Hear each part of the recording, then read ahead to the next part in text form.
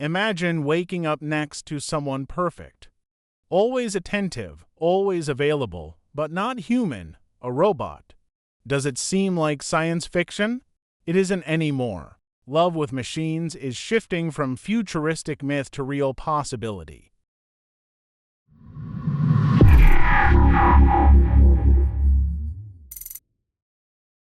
In the next minutes, we'll travel from the first automatons to a future where the human heart could beat in sync with circuits and algorithms.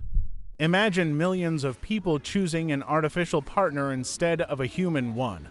This is not a distant dream. It's a scenario experts are already debating. The question is no longer if it will happen, but how fast. Chapter 1. Ancient Dreams of Artificial Love. The obsession with creating artificial beings isn't new. In ancient Greece, the Pygmalion myth already spoke of falling in love with a statue. In the 19th century, writers like Mary Shelley imagined life created by science, sparking debates about ethics and humanity. Japanese culture introduced the karakuri ningyo, mechanical dolls able to serve tea or dance, fascinating the aristocracy. In cinema, films like Metropolis 1927 showed robots imitating humans, anticipating today's debates. Since then, pop culture fueled the idea of loving machines, Her by Spike Jonze, or Ex Machina, where attraction and danger intertwine. Literature and myths reveal something important, our longing for love that transcends human limits. The ancients imagined gods bringing statues to life. Today, we imagine engineers bringing code to life. The dream is the same, bridging loneliness with the illusion of perfection. Chapter 2. Machines that Feel. In 2025, hyperrealistic companion dolls already exist, able to talk and learn their owners' tastes. Companies like Realbotics in the US and Abono in Japan design robots not only for intimacy, but also for emotional companionship. MIT researchers explore interfaces where AI detects moods through micro-expressions and voice tone.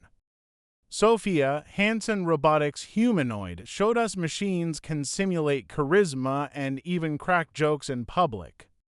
In Japan, over 4,000 people symbolically married holograms and robots like Akihiko Kondo and his virtual wife Hatsune Miku. Stanford studies suggest digital intimacy triggers brain responses similar to human relationships. The global market for intimacy robots could surpass $35 billion by 2035, according to Frost and Sullivan. Behind closed doors, tech labs are pushing even further AI that adapts personalities over years, building the illusion of shared history. Startups in China are testing empathy modules so a robot can sigh, pause, or tear up in sync with your emotions. And in South Korea, companion chatbots already act as boyfriends and girlfriends for millions of young users. Chapter 3. Shadows and Dangers. But love with robots also opens a labyrinth of risks and ethical dilemmas. What about loneliness? Experts fear normalizing relationships with machines may deepen social isolation. Psychologist Sherry Turkle warns we risk confusing connection with the simulation of connection.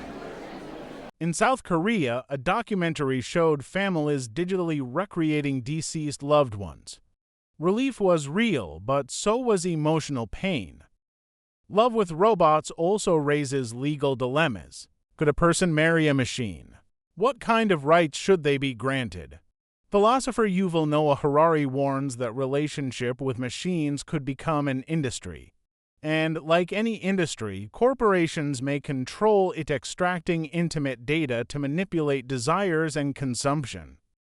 Another risk is distorted expectations. Robots can be programmed to be perfect, but what will that do to imperfect human relationships? In Japan, some young men openly admit they prefer robots because they never disappoint, a choice that may reshape demographics. And if entire generations choose machines over people, family structures and birth rates could collapse. Even more disturbing, what happens if robots are hacked, reprogrammed, or weaponized? Intimacy could become surveillance. A partner that loves you one day could, with a software update, become a spy the next. Chapter 4. Utopia or Dystopia?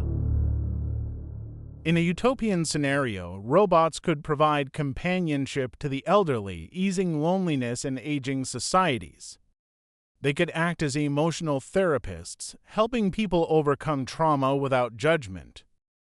In this bright future, technology doesn't replace but complements human love. Imagine mixed couples, human and robot sharing projects with AI as emotional and logistical support. But in a dystopian future, machines could become total substitutes. Entire societies might abandon human love for convenience.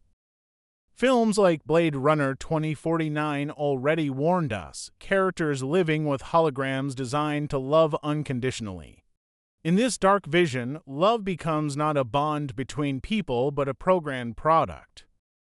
The ultimate risk, forgetting what it means to love with imperfection, conflict, and humanity. Without challenge, pain, or authenticity, will it still be love? Perhaps the greatest dilemma of the 21st century isn't creating robots that look human, but deciding what it means for us to remain human. Some sociologists already warn of a demographic winter worsened by young people preferring machines over children. Economists predict entire industries could collapse. Weddings, dating apps, even family housing, replaced by solitary households with robots.